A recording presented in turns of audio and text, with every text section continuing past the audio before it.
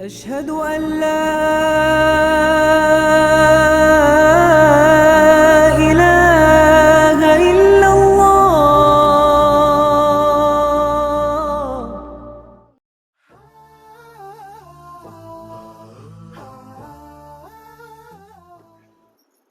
السلام عليكم ورحمة الله تعالى وبركاته. الحمد لله والصلاة والسلام على رسول الله وعلى آله وصحبه أجمعين. أما بعد. கண்ணியத்திற்குரிய எல்லாம் வல்ல அல்லாஹ் ஜல்ல ஷானஹு தஆலாவின் நல்லடியார்களே, மகத்துவமிக்க ரமலான் மாதத்தினுடைய 12வது நாளின் இரவு நேர தொழுகையை முடித்ததற்கு பிறகு அல்லாஹுவை பற்றியும் அல்லாஹுடைய மார்க்கத்தை பற்றியும் அல்லாஹுடைய தூதர் நமக்கு என்னென்ன செய்திகளை சொல்லி தந்தார்களோ அதை பற்றியும் தெரிந்து கொள்வதற்காக நாம் எல்லோரும் அல்லாஹுடைய வீட்டிலே அமர்ந்து கொண்டிருக்கிறோம்.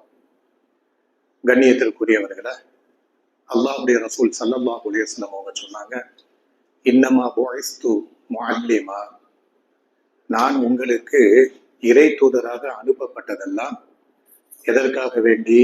முஅல்லிமன், இந்த மார்க்கத்தில் இருக்கக்கூடிய செய்திகளை உங்களுக்கு கற்றுக் கொடுப்பதற்காக வேண்டிதான் நான் இறை தூதராக வந்திருக்கிறேன். இந்த மார்க்கத்தில் இருக்கக்கூடிய நல்லுபதேசங்களை உங்களுக்கு சொல்லுவதற்காக வேண்டி அல்லாஹ் என்னை ஒரு ஆசிரியராக அனுப்பி வைத்திருக்கிறான் என்பதாக அல்லாஹ்வுடைய ரசூல் ஸல்லல்லாஹு அலைஹி வஸல்லம் அவங்க ஒரு ஹதீஸ்ல நமக்கு சொல்லி தந்திருக்கிறாங்க. அப்போ நேற்றைய தினம் என்ன செய்யணும் அப்படின்னு கேட்டோம்னா, சாப்பிடக்கூடிய ஒழுங்குமுறைகள். இடது கையால சாப்பிடக்கூடாது. யார் இடது கையால சாப்பிடுகிறார்களோ அவர்களிடத்துல ஷைத்தானுடைய பண்பு இருக்குது. ஷைத்தான் தான் இடது கையால சாப்பிடுவான் என்பதாக அல்லாஹ்வுடைய ரசூல் என்ன செய்யறாங்க சொல்றாங்க. அப்ப இடது கையால நாம சாப்பிடவே கூடாது. எந்த சந்தர்ப்பத்திலேயும் எந்த சூழ்நிலையிலேயும் இடது கையால சாப்பிடுறது, இடது கையால தண்ணீர் குடிப்பது, இது என்ன செய்யக்கூடாது, இருக்கக்கூடாது. நம்ம வீடுகள்ல இருக்கக்கூடிய சின்ன பிள்ளைங்களுக்கு இந்த செய்தியை என்ன செய்யணும், அழகான முறையில சொல்லி கொடுக்கணும். நம்ம வீடுகள்ல இருக்கக்கூடிய பிள்ளைங்க இடது கையால சாப்பிடுறது, இடது கையால குடிக்கிறது, இதை நாம பார்த்தோம்னா உடனடியாக என்ன செய்யணும், தடுக்கணும். அல்லாஹ்வுடைய ரசூல் தடுத்து இருக்கிறாங்கம்மா, இப்படி இடது கையால சாப்பிடக்கூடாது, ஷைத்தான் தான் இடது கையால சாப்பிடுவான் என்பதாக இஸ்லாமிய மார்க்கத்தினுடைய இந்த கொள்கையை, இந்த உபதேசத்தை நம்ம பிள்ளைங்களுக்கு சொல்லிக் கொடுக்கணும். இதை நாம என்ன செய்யணும், நேற்றைய தினம் பார்த்தோம். இன்னைக்கு நாம தெரிந்து கொள்ள வேண்டிய முக்கியமான செய்தி என்ன அப்படின்னு கேட்டோம்னா, அல்லாஹ்வுடைய ரசூல் ஸல்லல்லாஹு அலைஹி வஸல்லம் அவங்க ஒரு ஹதீஸ்ல சொல்றாங்க, இன்னல்லாஹ யுஹிப்பு அல் உதாஸ வ யக்ரஹு அத்தஸாவுப. நல்ல ஒரு அருமையான ஒரு ஹதீஸ்மா. இதெல்லாம் நம்மளுடைய வாழ்க்கையில அன்றாட நாம என்ன செய்ய வேண்டும், கொண்டு வர வேண்டும். என்ன சொல்றாங்க ரசூல் ஸல்லல்லாஹு அலைஹி வஸல்லம் அப்படின்னு கேட்டோம்னா, தும்முவதை அல்லாஹ் ரப்புல் ஆலமீன் பிரியப்படுகிறான். தும்மல் விடுறோம் இல்லையா, தும்மல் விடுறோம், இதை அல்லாஹ் ரப்புல் ஆலமீன் பிரியப்படுகிறான். கொட்டாவி விடுவதை அல்லாஹ் ரப்புல் ஆலமீன் வெறுக்கிறான் என்பதாக அல்லாஹ்வுடைய ரசூல் என்ன செய்யறாங்க, நமக்கு சொல்லி தாராங்க. இது ஒரு முக்கியமான ஒரு செய்தியாக என்ன செய்கிறது இருக்கிறது. அதாவது நம்மளை பொறுத்த வரைக்கும் இஸ்லாமிய மார்க்கத்தை ஏற்றுக்கொண்டிருக்கக்கூடிய, அல்லாஹ்வுடைய ரசூலை நம்முடைய வாழ்க்கையின் வழிகாட்டியாக ஏற்றுக்கொண்டிருக்கக்கூடிய நாமோ இந்த விஷயத்துல ஃபெயிலியராக இருக்கிறோமா? எந்த விஷயத்துல? தும்மல் விட்டோம்னா என்ன செய்யணும், கொட்டாவி வந்தோம்னா எப்படி அதை அடக்கணும், இந்த விஷயத்துல நாம பூஜ்ஜிய மார்க்கத்துல தான் என்ன செய்யறோம், இருந்துகிட்டு இருக்கிறோம். பூஜ்ஜிய மார்க்கு தான் வாங்கிக்கிட்டு இருக்கிறோம். ஏன்னு கேட்டோம்னா, சாதாரணமாக நாம பார்க்கிறோம் தொழுகையில நின்றுக்கிட்டு கொட்டாவி விடுறது, திருமறை குர்ஆன் படிக்கும் பொழுது கொட்டாவி விடுறது, அதே மாதிரி அல்லாஹ்வுடைய வீட்டுல இருக்கும் பொழுது ஆன்னு என்ன செய்யறது, கொட்டாவி விடுறது, வாயை பழந்துக்கிட்டு பலாருன்னு என்ன செய்யறது, இது அல்லாஹ் வெறுக்கிறானா? அல்லாஹ் என்ன செய்கிறான், கொட்டாவி விடுவதை வெறுக்கிறான் என்பதாக அல்லாஹ்வுடைய ரசூல் என்ன செய்யறாங்க, சொல்லி தாராங்க. அப்ப இந்த ஹதீஸ்ல இருந்து சில செய்திகளை நாம் என்ன செய்து கொள்ள வேண்டும், தெரிந்து கொள்ள வேண்டும். என்ன அப்படின்னு கேட்டோம்னா, அல்லாஹு தும்முவதை விரும்புகிறான் அப்படின்னா என்ன அர்த்தம் அப்படின்னு கேட்டோம்னா, இயற்கையிலேயே நமக்கு தினம் என்ன செய்யாது, தும்மல் வராது. இயற்கையிலேயே அல்லாஹ் நம்ம உடம்பை எப்படி படைத்திருக்கிறான் அப்படின்னு கேட்டோம்னா, 1 மணி நேரத்துக்கு ஒரு தடவை, 4 மணி நேரத்துக்கு ஒரு தடவை தொடர்ந்து தும்மிக்கிட்டே இருக்கிற மாதிரியான சூழ்நிலையை நம்ம உடம்புல வச்சிருக்கிறானா கேட்டா கிடையாது. மாறாக இந்த உடம்பு அல்லாஹ் எப்படி வைத்திருக்கிறான் அப்படின்னு கேட்டோம்னா, நம்ம கண்ணுக்கு தெரியாத தூசிகள், நம்ம கண்ணுக்கு தெரியாத துகள்கள் இருக்குது பாருங்க, இது நம்ம நாசி வழியாக உள்ள ஏறிச்சின்னு வச்சுக்கிடுங்களேன். அப்பவும் என்ன செய்கிறான், அல்லாஹ் தும்மலை வர வைக்கிறாமா.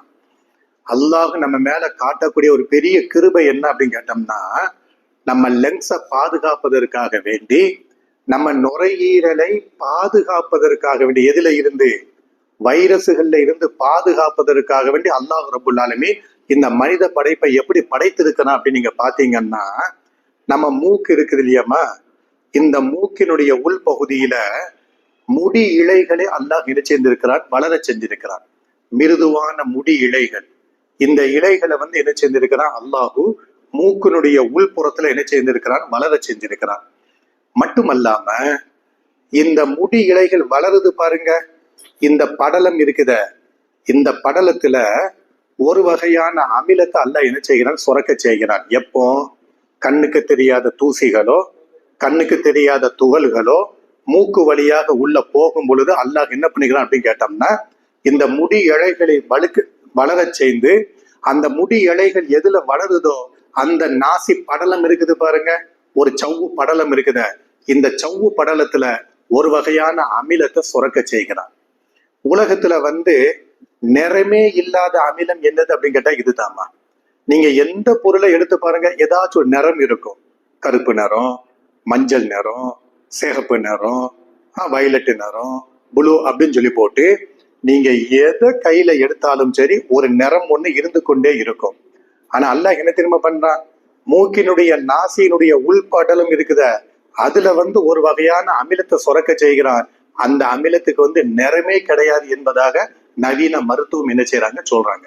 இந்த அமிலம் எப்ப சுரக்கும் அப்படின்னு கேட்டோம்னா, நம்ம நாசிக்குள்ளால ஏதாவது தூசி போகும் பொழுது அல்லாஹ் என்ன செய்கிறான், அந்த அமிலத்தை சுரக்க செய்கிறான். எதுக்கு சுரக்க செய்கிறான் அப்படின்னு கேட்டோம்னா, உள்ள நுழைந்த அந்த தூசி இருக்குது பாருங்க, துகள்கள் இருக்குத, அதை வெளியில கொண்டு வரணும்.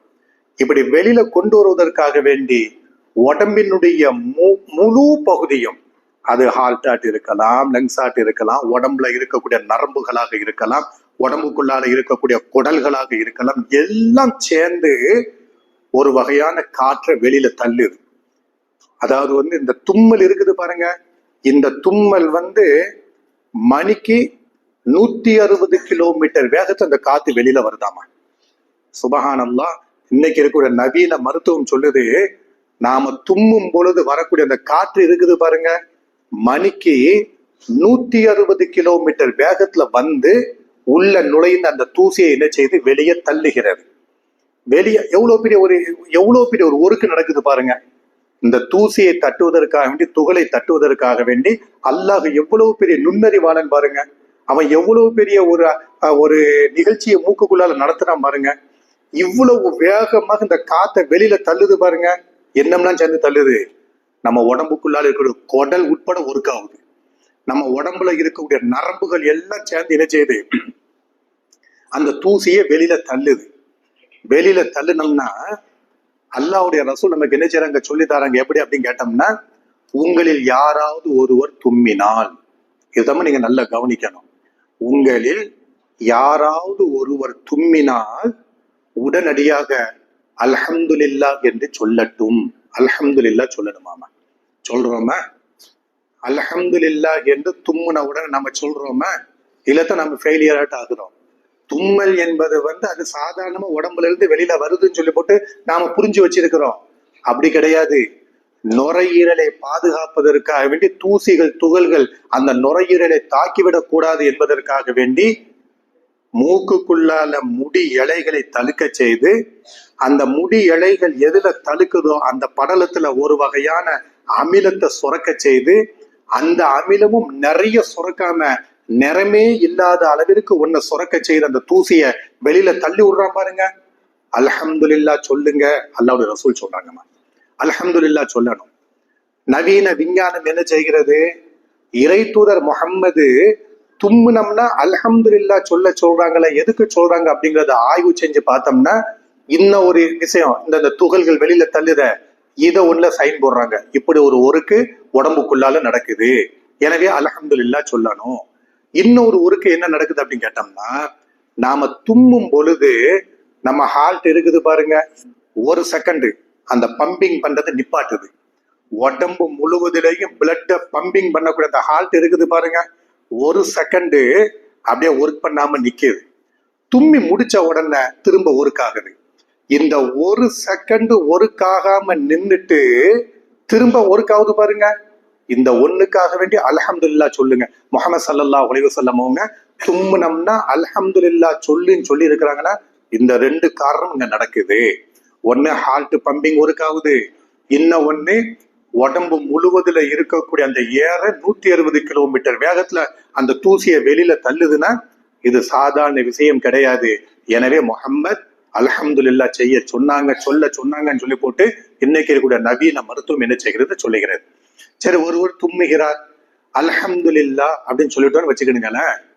அந்த அல்ஹம்துலில்லாவை கேட்டவர் இருப்பாரு பாருங்க. இப்ப நான் தும்முனோம்னா அல்ஹம்துலில்லா சொல்றேன். இந்த அல்ஹம்துலில்லாவை எத்தனை பேர் கேட்கிறோம்? வீட்டுல வாப்பா தும்முறாங்க, அல்ஹம்துலில்லா சொல்லணும். தும்மினால் அல்ஹம்துலில்லா சொல்லியே ஆகணும். அல்லாஹ் நம்ம மேல ஒரு பெரிய கிருபையை காட்டுகிறான் ஆச்சுங்களா. அப்ப இந்த அல்ஹம்துலில்லா தும்முறவர் சொன்னோம்னா அந்த அல்ஹம்துலில்லாவை கேட்டவங்க இருக்கிறாங்க பாருங்க. ஒரு ஆளு அல்ஹம்துலில்லா சொல்லிட்டாப்ல, இந்த அல்ஹம்துலில்லாவை கேட்டவங்க நாம இருக்கிறோமே, உடனே நாம என்ன செய்யணும் அப்படின்னு கேட்டோம்னா யர்ஹமுக்கல்லாஹ் இந்த துவாவை சொல்லணுமாமா. என்ன சொல்லணுமா? தும்மினவர் அல்ஹம்துலில்லா சொல்லணும். அந்த அல்ஹம்துலில்லாவை யாரெல்லாம் கேட்டாங்களோ அவங்க ரிப்ளை சொல்லணும். என்ன ரிப்ளை சொல்லணும்? யர்ஹமுக்கல்லாஹ், நீ அல்லாஹ்வை புகழ்ந்த பேரு, அல்லாஹ் உன் மீது கிருபை காட்டட்டும் அப்படின்னு சொல்லி போட்டு இந்த அல்ஹம்துலில்லாவை கேட்டவரு இவருக்காக வேண்டி பிரார்த்தனை பண்ணணுமா. இந்த யர்ஹமுக்கல்லாஹ்னு சொல்லி போட்டு சொன்னதை தும்முனவர் கேட்பாரு பாருங்க. தும்முனவர் உடனே சொல்லு, எவ்வளவு பெரிய பாடம் பாருங்க செய்யறோமா. அல்லாஹ்வுடைய அகத நான் ஆரம்பத்துல சில வசனங்களை ஓதி காண்பித்தேன். என்ன வசனம்? நபிகள் நாயகத்தை யாரு பின்பற்றவில்லையோ நபியே உன்னை அவர்களுக்கு பாதுகாவலராக நான் அனுப்பவே இல்லை, இந்த இறை தூதருக்கு கட்டுப்படணும் அப்படின்னு சொல்லி போட்டு ஆரம்பத்துல 5-6 நாட்களாட்டு நபிகள் நாயகத்திற்கு கட்டுப்படுவதை பற்றி வசனத்தை நாம சொல்லி இருக்கிறோம். இங்க பாருங்க, தும்மினவர் அல்ஹம்துலில்லா என்று சொல்ல வேண்டும். இந்த அல்ஹம்துலில்லாவை யாரெல்லாம் கேட்கிறார்களோ யர்ஹமுக்கல்லாஹ் சொல்ல வேண்டும். இந்த யர்ஹமுக்கல்லாஹ்வை கேட்டோம்னா தும்மினவர் உடனே என்ன சொல்லணும்? யஹ்தீகுமுல்லாஹு வ யுஸ்லிஹு பாலக்கும். மாஷா அல்லாஹ், யஹ்தீகுமுல்லாஹு யுஸ்லிஹு பாலக்கும். என்ன அர்த்தம்? இந்த பிரார்த்தனையை பாருங்க.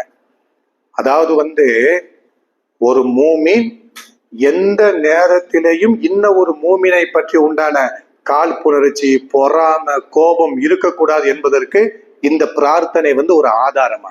நீங்க தும்முனீங்க, முகம் தெரியாத நபரு நீங்க யாரு? என் கூட பிறந்தவங்களா? என் சொத்துக்கு சொந்தக்காரங்களா? என் தெருக்காரங்களா? என் ரத்த உறவா? ஒண்ணுமே கிடையாது. நீங்க மஜ்லிஸ்ல உட்கார்ந்துக்கிட்டு தும்முனீங்க, அல்ஹம்துலில்லான்னு சொல்றீங்க. நான் யாரு? Second party. உங்க அல்ஹம்துலில்லாவை கேட்ட உடனே யர்ஹமுக்கல்லாஹ், அல்லாஹ் உங்க மேல கிருபை காட்டட்டும் பிரார்த்தனை பண்ற பாருங்க. இந்த பிரார்த்தனையை கேட்ட உடனே அவரு சொல்றாரு, எனக்காக வேண்டி சொல்றாரு, யஹ்தீகுமுல்லாஹு யுஸ்லிஹு பாலக்கும், அல்லாஹ் உங்களுக்கு நேரான பாதையை காட்டட்டும், உங்களுடைய துன்யாவினுடைய காரியங்கள் அனைத்தையும் உங்களுக்கு சீரான முறையில ஆக்கி தரட்டும் என்பதாக அவங்க என்ன செய்றாங்க சொல்றாங்க. அப்ப அல்லாஹ்வுடைய ரசூல் ஸல்லல்லாஹு அலைஹி வஸல்லம் அவங்க ஒரு விஷயத்தை நமக்கு சொல்லி தந்தோம்னா அதுல எவ்வளவு பெரிய நன்மை இருக்குது பாருங்க. பிரார்த்தனை இருக்குதுமா, பிரார்த்தனை இருக்குது. உலகத்தினுடைய காரியத்தை எனக்கு சீராக ஆக்கி தரட்டும், செம்மையாக ஆக்கி தரட்டும் சொல்லி போட்டு ஒரு நபர் எனக்கு அப்படி துவா செய்யறாங்கன்னா அந்த துவாவை செய்வதுக்கு 5-10 கொடுத்தானே, ஒரு 10-20 போய் நான் கொடுத்தானே, எனக்கு அப்படி துவா செய்ய வேண்டுனா ஒண்ணுமே கிடையாது. சரிங்களா? இதுல நம்ம கவனிக்க வேண்டிய முக்கியமான விஷயம் என்ன அப்படின்னு கேட்டோம்னா, ஒரு அடியான் கொட்டாவி விடும் பொழுது ஆண் வாயை பழக்கிறான் பாருங்க. அல்லாஹ்வுடைய ரசூல் சொல்றாங்க, ஷைத்தான் வாய் வழியாக உள்ளே நுழைந்து விடுகிறான். அப்ப கொட்டாவி விடும் பொழுது என்ன செய்யணும்? அல்லாஹ்வுடைய ரசூல் சொல்லி தாராங்க, முடிந்த அளவிற்கு வாயை வைத்து அடைத்து கொள்ளுங்கள். இப்படி அடக்கணுமா? வாயை வைத்து கொட்டாவியை அடக்குங்கள். அதையும் மீறி உங்களுக்கு வாயை பிளக்க வேண்டிய சூழ்நிலை வந்துட்டோம்னா இடது கையினுடைய இந்த வெளிப்பகுதி இருக்குது இல்லையா, இதை வைத்து வாயை மறைத்து கொண்டு என்ன செய்யுங்க, கொட்டாவி விடுங்க அப்படிங்கிறாங்க. அப்ப தொழுகையில நின்றுட்டு ஆணு கொட்டாவி விடலாம் எங்க போய் சொல்றது? தொழுகையில நின்று ரொம்ப ஒரு அதாவது ஒரு எப்படி சொல்றதுன்னு புரியல. அல்லாஹுக்கும் தக்பீரை கட்டிக்கிட்டு ஆணு ரசூல் ஸல்லல்லாஹு சொல்றாங்க, கொட்டாவி விடும் பொழுது ஆணு சத்தம் வந்துட்டோம்னா சைத்தான் உள்ள இறங்கிட்டான் அப்படிங்கிற ரசூல் ஸல்லல்லாஹு அலைஹி வஸல்லம். அப்ப இதெல்லாம் ஒரு முஸ்லீம் பின்பற்ற வேண்டிய அடிப்படை விஷயங்களாக இருக்கிறது. அடிப்படை விஷயங்களாக உங்கள்கிட்ட நான் எப்படி பேசிக்கிட்டு இருக்கிறேன், நீங்களும் நானும் பேசிட்டு இருக்கிறீங்க. நீங்க அதிகாரம் கொடுக்க மாவட்ட கலெக்டர் ஆட்டு இருக்கிறீங்க, மாவட்ட எஸ்பி ஆட்டு இருக்கிறீங்க, டிஎஸ்பி ஆட்டு இருக்கிறீங்க, ஏதோ ஒண்ணு இருந்துட்டு போங்க. உங்க கிட்ட நின்றுக்கிட்டு ஆணு வாயை பிளந்தா ஏத்துக்கிடுவீங்களா? உங்க கிட்ட நின்றுக்கிட்டு எனக்கு கொட்டாவி வருது, நேருக்கு நேரம் பேசிக்கிட்டு இருக்கிறேன், இப்படி பேசிக்கொண்டு இருக்கும் பொழுது ஆணு வாய்ப்படுது ஆணு சத்தம் மட்டும் ஏறி நீங்க தொழுகையில நிக்கும் பொழுது அல்லாவோடு முனாஜாத்து பண்றீங்க. தொழுகையில நிற்கும் பொழுது அல்லாஹு அக்பர் என்று தக்பீரை கட்டிட்டோம்னா அல்லாஹோடு உட்கார்ந்து பேசிக்கிட்டு இருக்கிறீங்க. அகில உலகத்திற்கு ரப்பாக இருக்கக்கூடிய அல்லாவே உனக்கே எல்லா புகழும், நீ அளவற்ற அருளாளன், நிகரற்ற அன்புடையவன், நியாய தீர்ப்பு நாளின் அதிபதினு சொல்லிக்கிட்டு இருக்கும் பொழுது நீங்க அல்லாவை கௌரவப்படுத்தும் பொழுது, அல்லாஹுவை சங்கைப்படுத்தும் பொழுது, அல்லாஹுவை பெருமைப்படுத்தும் பொழுது இடையில ஆணு சத்தம் போட்டோம்ல. தொழுகையில இருக்கும் பொழுது கொட்டாவி விடுவது, திருமறை குர்ஆனை படிக்கும் பொழுது கொட்டாவி விடுவது, திக்ரு கொட்டாவி அடக்கணும். அல்லாஹ்வுடைய எப்படி சொல்றாங்க பாருங்க, தும்முவதை அல்லாஹ் விரும்புகிறான், கொட்டாவி விடுவதை அல்லாஹ் வெறுக்கிறான். மாவட்ட எஸ்பி எப்படி வெறுப்பாரு? அவருக்கு முன்னாடி நின்று கொட்டாவி விட்டோம்னா, அதிகாரம் கொடுக்கப்பட்ட ஒருவருக்கு முன்னாடி நின்று கொட்டாவி விட்டோம்னா அவங்க எப்படி வெறுப்பாங்க? அனைத்து அதிகாரமும் உடையவர் ரப்புல் ஆலமீன். அப்ப இந்த கொட்டாவி தும்மலுடைய விஷயத்துல அல்லாஹ்வுடைய ரசூல் நமக்கு சொல்லி தந்த செய்தியை நம்ம தும்மிட்டோம்னா அல்ஹம்துலில்லாஹ் சொல்லுங்க. அந்த அல்ஹம்துலில்லாஹ்வை கேட்டவங்க யர்ஹமுக்குல்லாஹ் சொல்லுங்க. இந்த யர்ஹமுக்குமுல்லாஹ்வை கேட்ட அவங்க யஹ்தீகுமுல்லாஹு யுஸ்லிஹு பாலக்கும் என்று சொல்ல வேண்டும். முதல் ஒழுக்கம். இரண்டாவது ஒழுக்கம் என்ன? கொட்டாவி வருகிறது என்றால் முடிந்த அளவிற்கு வாயை வச்சு அப்படியே அடக்கணும். ரசூலுல்லாஹ் சொல்றாங்க அடக்கணும். அதையும் மீறி உங்களுக்கு கொட்டாவி வந்தோம்னா இந்த இடது கையுடைய வெளிப்புறத்தை வச்சு என்ன செஞ்சுக்கணுங்க, வாயை மறைத்து கொள்ளுங்கள் என்பதாக அல்லாஹ்வுடைய ரசூல் சொல்லி தராங்க. இது ஒரு நபி மொழியை நம்ம வாழ்க்கையில நம்ம என்ன செய்யணும், கொண்டு வர வேண்டும். அல்லாஹ் ரப்பல் ஆலமீன் அவனுடைய மார்க்கத்தை தூய்மையான முறையில் பின்பற்றி நடக்கக்கூடிய நன்மக்களாக நம் எல்லோரையும் அல்லாஹ் ஆக்க முடிவானாக. வாஹது அவானா அல்ஹம்துலில்லாஹி ரப்பில் ஆலமீன்.